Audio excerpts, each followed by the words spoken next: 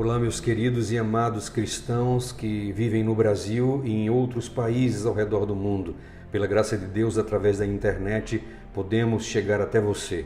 Que o Senhor te abençoe, que o Senhor te guarde. Você que é batista, você que é presbiteriano, católico, não importa a sua denominação. Se você é cristão ou se você mesmo não é cristão, você precisa ouvir essa mensagem, você precisa assistir esse vídeo até o final. Nós queremos aqui, através desse boletim urgente, notificar a todos o encontro que será realizado entre as duas bestas do Apocalipse. Até o final de outubro, as duas bestas do Apocalipse estarão se encontrando. E se você não sabe quem são as bestas do Apocalipse, eu peço que vocês assistam a esse vídeo completo e o pastor Arilton nos explicará de que se trata. Não se trata de pessoas, não se trata de um ser humano, mas se trata de dois sistemas: a besta que emerge do mar e a besta que emerge da terra. Você precisa saber o que está acontecendo. Vocês estão vendo aí duas reportagens que divulgam um encontro que acontecerá ainda até o final de outubro do presidente Biden e do Papa Francisco. Vocês precisam entender o que está acontecendo, meus queridos. E eu quero aqui fazer esse apelo. Peça ao Espírito Santo de Deus para que abra a sua mente. Peça a presença dos anjos celestiais enquanto você assiste esse vídeo. Peça a presença de Jesus Cristo, a doce presença de Jesus, a te explicar todas as coisas, os eventos que estão acontecendo nos últimos dias. Que o Senhor te abençoe e te guarde, que você e eu possamos nos preparar, pois aquele que vem virá e não tardará. Maranata, o Senhor logo vem. O capítulo que hoje vamos estudar da Bíblia é um capítulo que mexe comigo há muitos anos. Eu queria convidar você para Apocalipse 13. Vamos dividir o estudo desse capítulo em 2 noites. Vamos começar agora e amanhã à noite nós terminamos. Vi emergir do mar uma besta que tinha 10 chifres e 7 cabeças, e sobre os chifres 10 diademas, e sobre as cabeças nomes de blasfêmia. Esse é o primeiro verso do capítulo 13. Por que o Apocalipse foi dado em símbolos? Por que não de uma forma mais clara? 2 propósitos. O primeiro deles é que a verdade foi dita em símbolos para que apenas ao sincero investigador fossem patenteados os mistérios do reino. Esse princípio já havia sido usado por Jesus Cristo quando ele disse: eu falo por parábolas para que vendo não vejam e ouvindo não entendam. Ao leitor superficial não estará disponível os mistérios da palavra, somente ao sincero investigador. Segundo motivo, criar impacto. Os símbolos, eles têm a função de impactar as pessoas. Por isso nós temos 4 cavaleiros que cavalgam, selos que se abrem, bestas que surgem do mar e da terra, anjos velozes pelo meio do céu. A ideia é impactar as pessoas. E de fato o capítulo 13, ele mexe com cada um de nós. Aqui nós temos alguns elementos simbólicos: uma besta, o mar, 10 chifres e 7 cabeças. Eu não tenho tempo para ler todos esses textos, mas em Daniel capítulo 7, versos 3 e 17, fica bem claro de que besta ou animal em profecia significa um reino ou um poder. O mar, aqui em Apocalipse 17, 15 é dito: as águas que viste, onde a meretriz encontra-se assentada, são povos, nações, multidões e línguas. Logo, capítulo 13 de Apocalipse está falando sobre um poder que se levanta de um local densamente povoado. E este poder tem 10 chifres e 7 cabeças. Historicamente, os 10 chifres têm sido interpretados como 10 tribos bárbaras que invadiram o Império Romano entre os anos 352 a 476. Eu tenho em minhas mãos o livro do Sir Isaac Newton, chamado As Profecias de Daniel e Apocalipse. E aqui nesse livro, na página 56, Isaac Newton ele menciona as 10 tribos que minaram a autoridade do Império Romano. Outros historiadores apresentam uma sequência um pouco diferente, com 3 nuances, mas todos concordam que esses 10 chifres desse poder representam as 10 tribos bárbaras que vão minar a autoridade de Roma até provocar sua queda em 476 de nossa era, sendo Rômulo Augusto o último imperador romano. Esse poder também tinha 7 cabeças, e nós entendemos essas 7 cabeças como 7 reis, segundo o Apocalipse 17 interpreta. São também 7 montes, e a expressão montes ou reis do capítulo 17 também alude a impérios. Então nós temos que buscar na história os impérios que foram antagônicos ao povo de Deus, e é impossível deixar de pensar no cativeiro egípcio, que durou 400 anos. Então o Egito é representado aqui pela primeira cabeça, a primeira nação que oprimiu o povo de Deus. Depois você tem a Assíria, e se você está lembrado, a Assíria foi o império que destruiu 10 das 12 tribos de Israel, lá no ano 722 a.C. Depois você tem a Babilônia, que escravizou as 2 nações, as 2 tribos que sobraram, Judá e Benjamim, e Daniel estava entre os cativos com seus 3 amigos, e por 70 anos Babilônia escravizou aquilo que sobrou do povo de Israel, essas 2 tribos. Depois você vai para a Medopérsia, e esse império também tentou matar e destruir o povo de Deus, principalmente por ocasião de Assuero, com um decreto contra os judeus. Depois você vai para a Grécia, e os gregos também atacaram o povo de Deus, principalmente na pessoa de Antíoco Epifânio, que profanou o templo dos judeus. Depois você chega a Roma. O que dizer de Roma? O império que crucificou o próprio Cristo e depois perseguiu os cristãos. E então nós temos depois de Roma império, Roma papal. Como vimos ontem, por 1260 anos perseguiu o povo de Deus. E eu voltarei a esse tópico ainda hoje. A igreja historicamente entende que essas 7 cabeças, ou 7 reis, ou 7 montes, aludem aos 7 inimigos do povo de Deus, a quem o diabo usou para perseguir e matar os sinceros em todas as eras. Assim, nós entendemos de que esse poder de Apocalipse 13 é Roma, em suas 2 fases, império e papal. Se nós compararmos Apocalipse 13 com Daniel 7, você vai perceber que a besta que surge do mar é o mesmo chifre pequeno de Daniel 7. As características são as mesmas. Há uma similaridade extraordinária. E olhando para esses textos, Lutero concluiu que o chifre pequeno é o bispo de Roma. Isso lá no século XVI, antes que houvesse qualquer adventista sobre a face da terra. Nós não inventamos essa interpretação. Nós somos devedores dos estudiosos da Bíblia do passado. Isaac Newton, nesse mesmo livro que eu tenho em minhas mãos, partilha da mesma ideia. Ele diz que o chifre pequeno é um vidente, é o bispo de Roma. Agora, estariam Lutero e Isaac Newton certos em sua interpretação?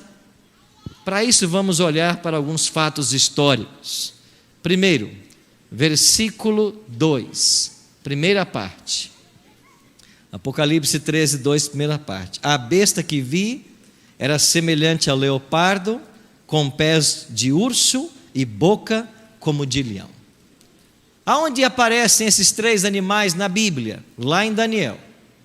Lá está o leão como um símbolo de Babilônia, Há o urso como símbolo da Medopérsia e o leopardo como símbolo da Grécia. O que é que Roma copiou de Babilônia? Seu orgulho e altivez. O que é que Roma copia da Medopérsia? A adoração ao domingo, porque foi dentro do Império Medo-Persa que se desenvolveu o mitraísmo, um primeiro movimento a adorar o Deus Sol no primeiro dia da semana. E o que é que Roma copiou da Grécia? O panteão de deuses. E assim como os gregos tinham deuses para os sentimentos, para as estações, Roma agora tem um santo para cada dia. Versículo 5: foi-lhe dada uma boca que proferia arrogâncias e blasfêmias e autoridade para agir 42 meses.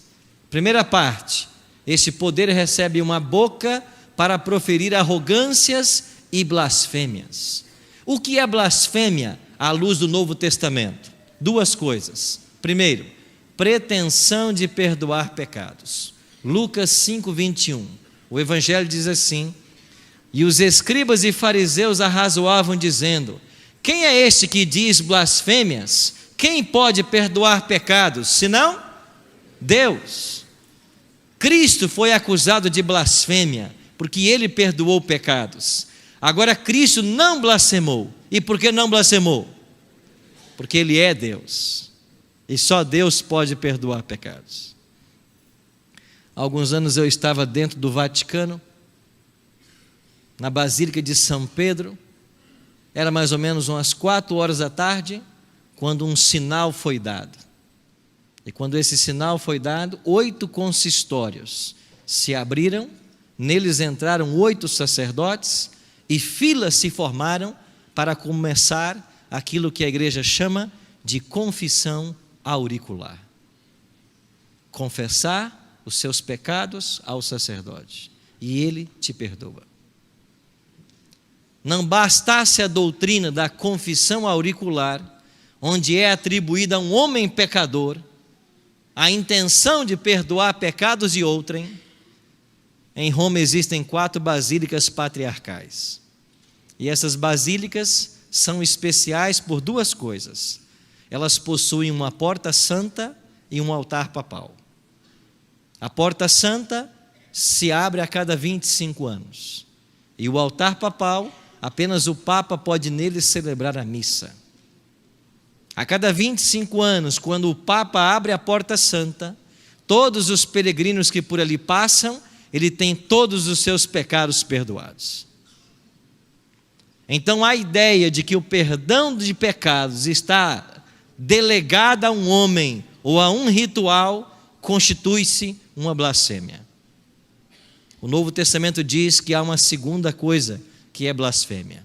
João 10:33, responderam-lhe os judeus: não é por boa obra que te apedrejamos, e sim por causa da blasfêmia, pois sendo tu homem, te fazes Deus a ti mesmo. Cristo disse 3 versos antes, em João 10:30, eu e o Pai somos o quê? Um. Nisso ele se identificou com o próprio Deus. Ele não pecou. E por que ele não pecou? Porque ele é Deus. Mas qualquer um que tente se passar por Deus, nisso blasfema. Rui Barbosa foi um tremendo jurista. Muito jovem, viajou para a Alemanha. E na Alemanha, ele entrou em contato com uma obra chamada O Papa e o Concílio, escrito por um autor que usou um pseudônimo de Janus. Rui Barbosa ficou tão impressionado com esta obra que ele a traduziu para o português. Não só traduziu, como ele preparou um prefácio para a obra. Só que o prefácio ficou maior que a própria obra. Então, em português, você tem o prefácio, que é o volume 1, e a obra original, que é o volume 2. E nesta obra, O Papa e o Concílio, esse escritor, que usou um pseudônimo de Janus, reuniu documentos da igreja para falar a respeito das pretensões papais. E quando Rui Barbosa, que sempre defendeu o Estado laico, teve contato com essa obra, ele se arrepiou em ver os documentos da igreja e o que eles pensam a respeito do Papa, principalmente quando o reconhecem como o próprio Deus aqui na terra. Alguns documentos foram extraídos desta obra e eu menciono 2. Nós, disse o Papa Leão XIII, temos sobre a terra o lugar do Deus Todo-Poderoso. E no dicionário de Lícius Ferrari, o Papa é de tão grande dignidade e exaltado que ele é, não mero um homem, mas como se fosse Deus e substituto de Deus. O Papa é de tão grande autoridade e poder que ele pode modificar, explicar e interpretar as leis divinas. O que quer que seja que Deus ou o Redentor faça, o vigário pode fazer sem nada contrariar a fé.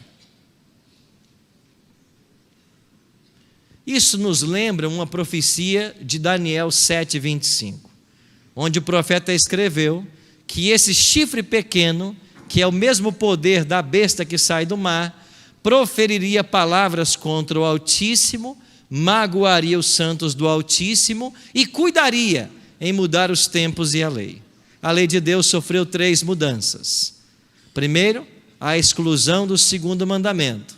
Segundo, a mudança do sábado para o domingo. E terceiro, a divisão do 10º mandamento em 2. Uma vez que o 2º foi extraído, ficaram com 9. Para voltar a ter 10, tiveram então que dividir o 10º.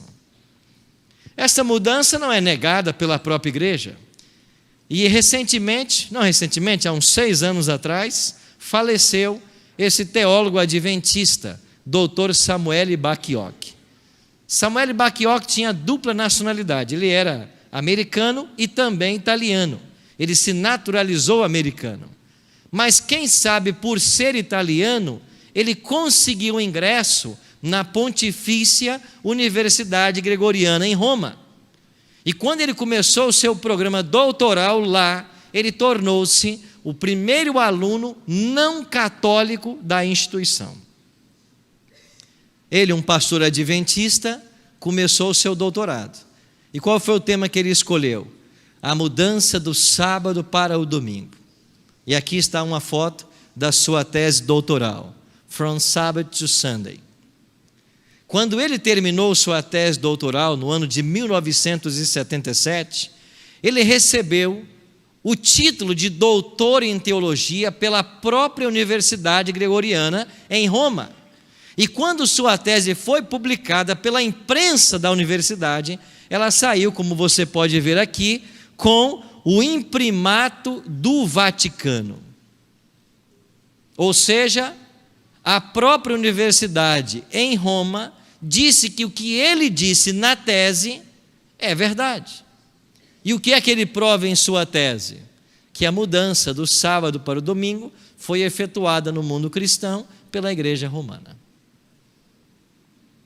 Há uns anos atrás eu estive com vários diretores de escola bíblica do mundo e eu conversei com um pastor que trabalhava na União Transeuropeia, um italiano. E eu perguntei para ele se ele havia tido contato com Samuel Bacchiocchi. Ele disse que sim, antes da morte dele. É lógico, né? Não acreditamos nisso. E eu perguntei para ele assim, o que você tem a me dizer a respeito da tese doutoral e do impacto que ela teve na Itália? E ele me contou algo que me fez estremecer. Sabe o que ele disse? Ele disse assim, pastor Arilton, essa tese doutoral, ela não existe mais na universidade. Como assim? Eu disse para ele, eu tenho uma cópia original. Ele disse, você pode ter, mas na universidade ela não existe mais. Ela também não existe no acervo virtual. E também não existe prova que um dia ela foi defendida.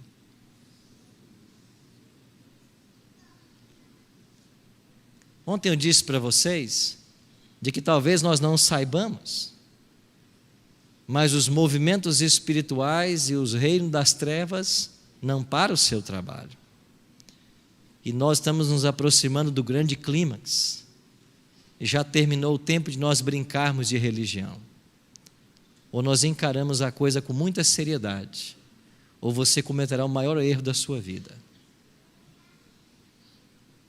Todos nós aqui temos um céu a alcançar e um inferno a evitar.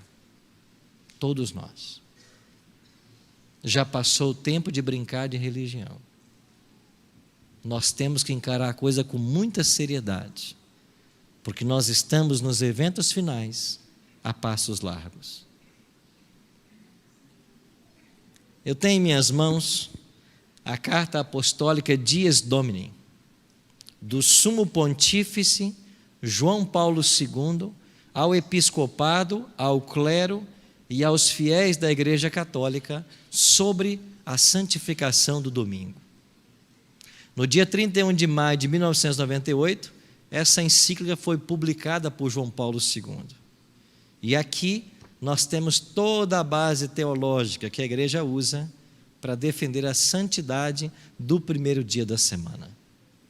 Se faltava um documento mais claro para a igreja, para dar curso ao seu decreto dominical, esse documento nós já o temos desde 1998.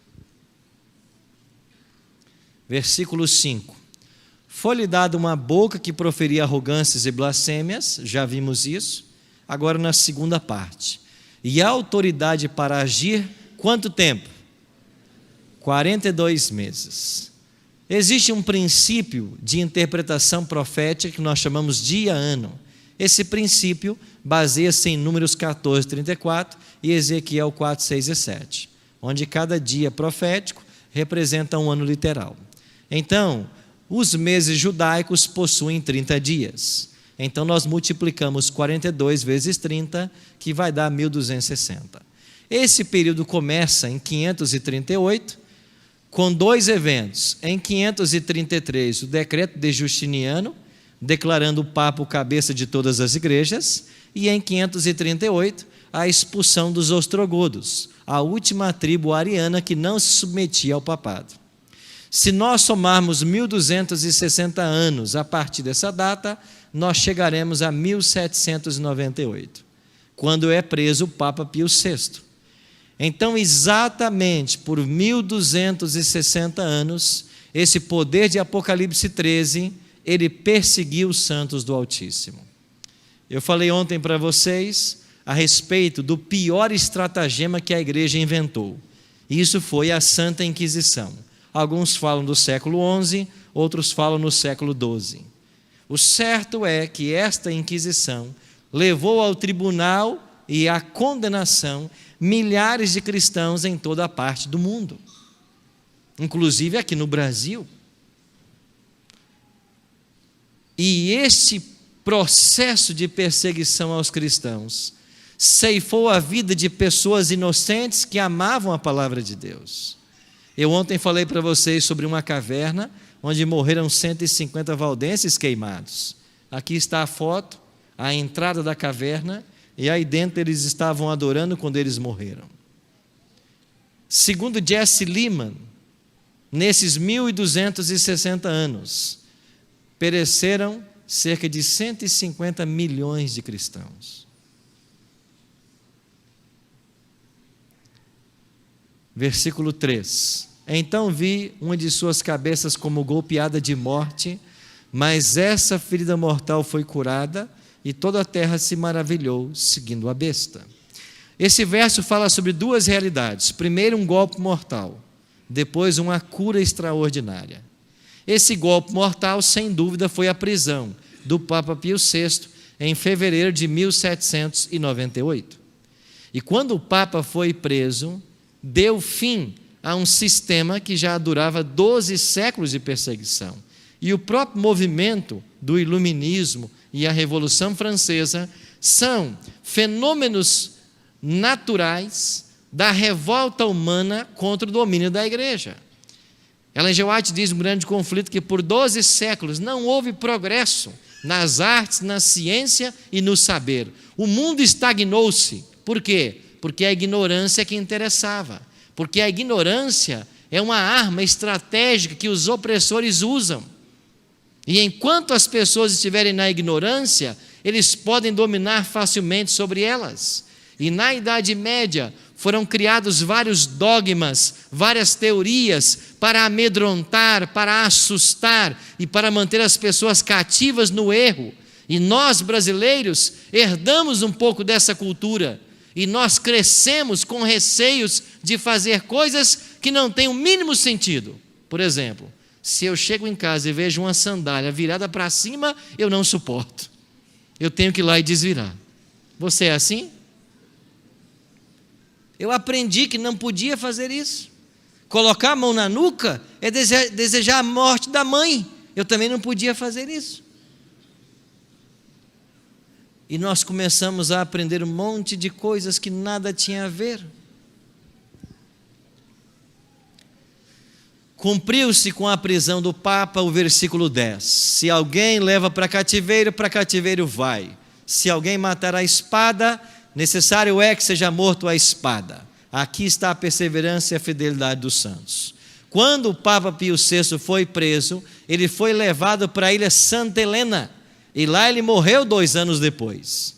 Cumpre-se a profecia: quem leva para cativeiro vai. Versículo 8: e adorá-la-ão todos os que habitam sobre a terra, aqueles cujos nomes não foram escritos no livro da vida do Cordeiro, que foi morto desde a fundação do mundo. Agora estamos num segundo momento. A ferida mortal será curada, e quando ela for curada, adorá-la-ão todos os que habitam sobre a terra. Então, amigos, a questão final da controvérsia entre o bem e o mal é uma questão de adoração. Por quê? Porque há na lei de Deus um mandamento que nos leva a adorar a Deus. A primeira mensagem angélica de Apocalipse 14 diz: temei a Deus, dá-lhe glória, pois vindo é a hora do seu juízo, e adorai. Quem? Aquele que fez os céus, a terra, o mar e as fontes das águas. O quarto mandamento aponta-nos para o Criador. E este poder está tentando mudar a lei de Deus. Eu tenho em minhas mãos a última carta apostólica publicada por um Papa, que foi o Papa Francisco, chamada Laudato Si. E eu queria ler 2 coisas bem interessantes para vocês.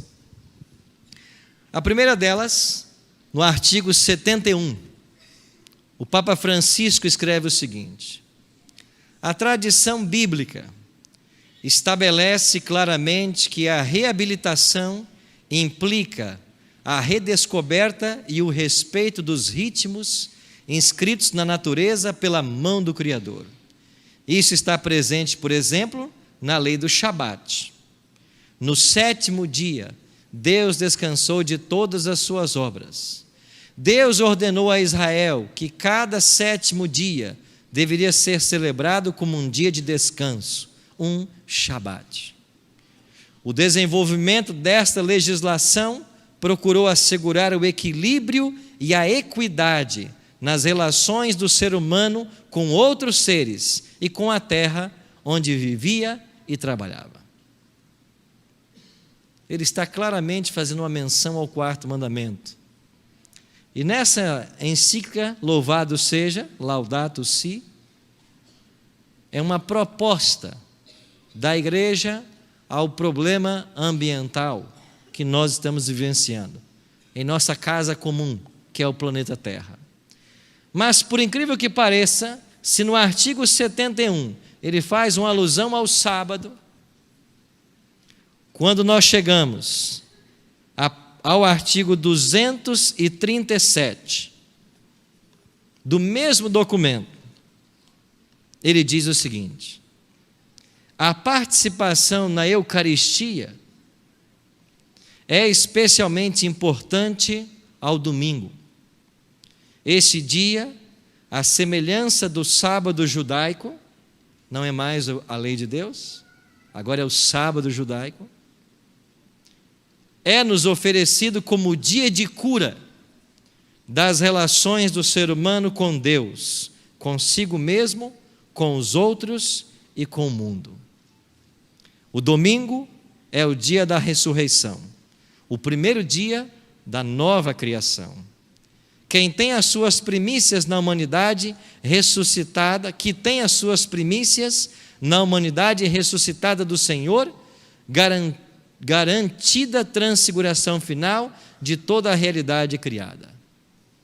A lei do repouso semanal impunha a abster-se do trabalho no 7º dia, para que descansem o teu boi e o teu jumento, e tomem fôlego o filho da tua serva e o estrangeiro residente. O repouso é uma ampliação de olhar que permite voltar a reconhecer os direitos dos outros. Assim, o dia de descanso, cujo centro é a Eucaristia, difunde sua luz sobre a semana inteira e encoraja-nos a assumir o cuidado da natureza e dos pobres. Qual é o novo dia do Senhor? Agora é o domingo. Está em curso um movimento ecumênico. E este movimento ecumênico se dará com base em 2 pseudodoutrinas: a crença de que a alma é imortal e a crença que o domingo é o dia santo. É por isso que aqui nós estamos para estudar a palavra de Deus, à luz dos fatos históricos, e tomar uma posição. Que posição? Posição ao lado da verdade.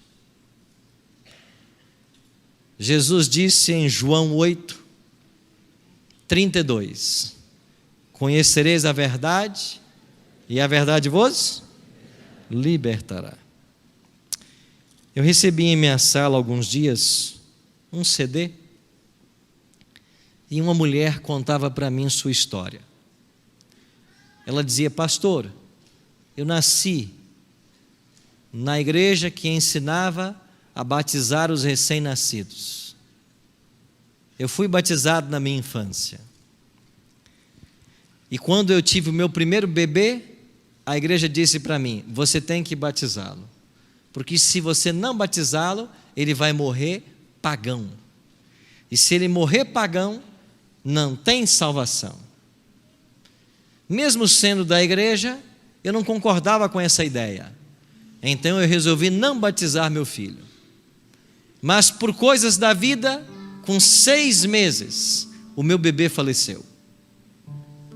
E quando eu tive que sepultar o meu filho, ouvindo o tempo inteiro que ele morrera pagão, de que ele estaria condenado e eu também, eu entrei em profunda depressão. Eu tentei o suicídio algumas vezes. E numa dessas madrugadas, sem conseguir dormir, eu comecei a zapear o canal da televisão. E na madrugada eu cheguei no Bíblia Fácil, no exato momento que o Senhor explicava a respeito do batismo. E o Senhor falou claramente que não precisamos batizar recém-nascidos, que só pode se batizar alguém que tem consciência de sua pecaminosidade, que crê em Jesus como Salvador, que se arrepende de seus pecados. E quando eu descobri naquela madrugada que eu não estava errada e que meu filho não estava condenado, caiu de meus ombros o peso de 1 tonelada. E eu me lembrei de João 8:32: conhecereis a verdade e a verdade vos libertará. Eu disse para essa irmã: você assiste Novo Tempo na sua casa? Sim, pastor. Eu cheguei no canal na madrugada. Você tem Sky? Não. Net? Não. Oi? Não. Parabólica? Não. Como é que você assiste Novo Tempo? É porque em cima da minha TV tem uma anteninha de 2 pernas. E aí eu assisto Novo Tempo. Eu disse: irmã, na cidade da senhora não tem Novo Tempo. Ela disse: pastor, eu não sei, mas há 1 ano que eu assisto. E eu peguei o meu telefone na hora e liguei para o Tito, que é gerente de expansão da Novo Tempo, e disse: Tito, o que está acontecendo? Ele fez suas pesquisas e disse: eu não sei, mas a cidade que essa mulher mora não tem Novo Tempo. Pois essa mulher assiste a Novo Tempo em canal aberto, numa cidade que não tem Novo Tempo. Quando Deus quer libertar, Ele liberta. Não há limites ao poder divino.